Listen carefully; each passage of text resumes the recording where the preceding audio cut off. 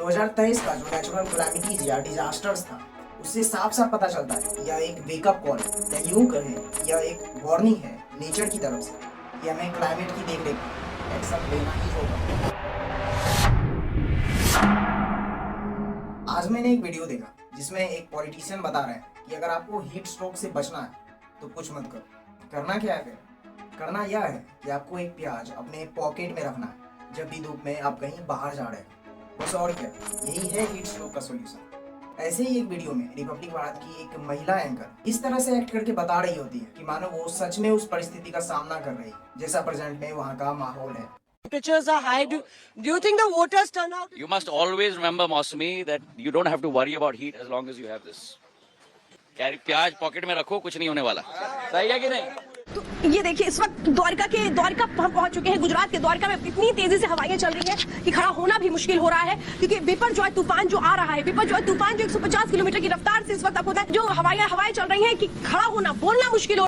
क्या हमारे पॉलिटिशियंस और मेन स्ट्रीम मीडियाज के लिए क्लाइमेट चेंज, नेचुरल डिजास्टर्स और उससे प्रभावित होने वाले इंसानों और जानवरों की परिस्थिति मजाक लगती है? आखिर क्या कारण है जिससे क्लाइमेट चेंज की परिस्थितियां बनी और यह नेचुरल डिजास्टर्स का कारण बनने जा रही है?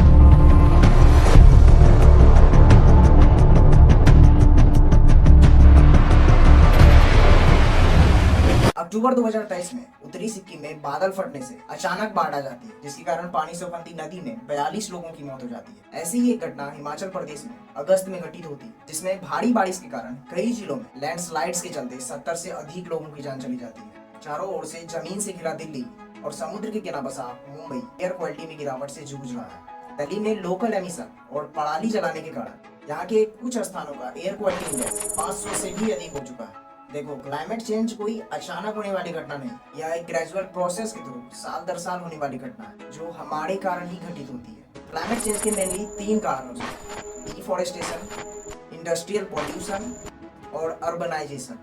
जब कभी भी कृषि या शहरी विकास के लिए जंगलों की कटाई या सफाई की जाती है तो होता यह है कि पेड़ के पास जो कार्बन डाइऑक्साइड को एब्जॉर्ब करने की क्षमता होती है वो बिल्कुल ही खत्म हो जाती है। अब जब पेड़ों की कमी होगी तो जितना कार्बन डाइऑक्साइड का यूज पेड़ पौधे ऑक्सीजन प्रोड्यूस करने में करते थे, अब वही कार्बन डाइऑक्साइड ना कहीं यूज होगी और ना ही किसी के द्वारा एब्जॉर्ब की जाएगी, जिससे यह डायरेक्ट एटमॉस्फेयर में रिलीज होती है और ग्रीन हाउस इफेक्ट का कारण बनती है। इंडस्ट्रियल सेक्टर, जिसमें सीमेंट, आयरन और स्टील का प्रोडक्शन शामिल है, ये सभी ग्लोबल एमिशंस का मेजर कंट्रीब्यूटर है। 2000 से लेकर 2014 तक इंडस्ट्रियल सेक्टर में फ्यूल कंजम्पशन में 400% से अधिक की वृद्धि देखी गई है, तो इसके रैपिड एक्सपेंशन और एनर्जी के बढ़ते डिमांड को दर्शाती है। इंडस्ट्रियल सेक्टर में हो रही तेजी से वृद्धि के कारण ज्यादा फ्यूल कंज्यूम किया जा रहा है, जिससे और अधिक मात्रा में कार्बन एमिशन बढ़ती जा रही है और इसका इफेक्ट डायरेक्ट हमारे क्लाइमेट पर पड़ती है। सितंबर 2021 तक Bharat 39.8% electricity renewable energy sources जैसे solar energy, wind energy, hydro electric और बायो एनर्जी से जनरेट करता है और 60.2% इलेक्ट्रिसिटी फॉसिल फ्यूल्स जो रिन्यूएबल एनर्जी नहीं है उससे जनरेट की जाती है। फॉसिल फ्यूल्स में भी 51% इलेक्ट्रिसिटी केवल कोयले से प्राप्त की जाती है। शहरों के रैपिड ग्रोथ के कारण अधिक मात्रा में कंक्रीट और डामर जैसे पदार्थों का निर्माण होता है। इसकी सबसे खास बात यह है यह हीट को अपने अंदर एब्जॉर्ब करते हैं और इसे बनाए रखते हैं। उदाहरण के तौर पर अगर हम किसी शहर की बात करें तो इन क्षेत्रों में कम पेड़ पौधे और कंक्रीट की अधिक मात्रा लगातार यहाँ हाई टेम्परेचर और धुंध पैदा करता है, जिससे टफ लाइफ और क्लाइमेट क्राइसिस जैसी सिचुएशंस देखी जा सकती है। भारत में 1901 से 2018 के बीच तापमान में 0.7 डिग्री सेल्सियस या 1.3 डिग्री फ़ारेनहाइट में वृद्धि हुई है। हो सकता है यह आंकड़ा आपको सुनने या देखने में बहुत छोटा लग सकता है, लेकिन इसका प्रभाव बहुत व्यापक है। मई 2022 में पाकिस्तान और इंडिया में भीषण गर्मी दर्ज की गई, जिसमें तापमान 51 डिग्री सेल्सियस तक पहुंच गया था। जलवायु परिवर्तन, क्लाइमेट चेंज के कारण ऐसी गर्मी की लहरों की संभावना 100 गुना तक बढ़ जाती है। 2010 में आई हीट वेव के बाद यह अनुमान लगाया गया था कि इससे गंभीर हीट वेव लगभग 312 साल में एक ही बाढ़ आने की संभावना, जबकि क्लाइमेट चेंज के कारण 312 से घटकर प्रत्येक 3 वर्ष में हीट वेव आने की संभावना है। 2018 में किए गए स्टडी के अनुसार क्लाइमेट चेंज के कारण भविष्य में उत्तरी और उत्तर पश्चिमी भारत में सूखे की स्थिति बढ़ सकती है।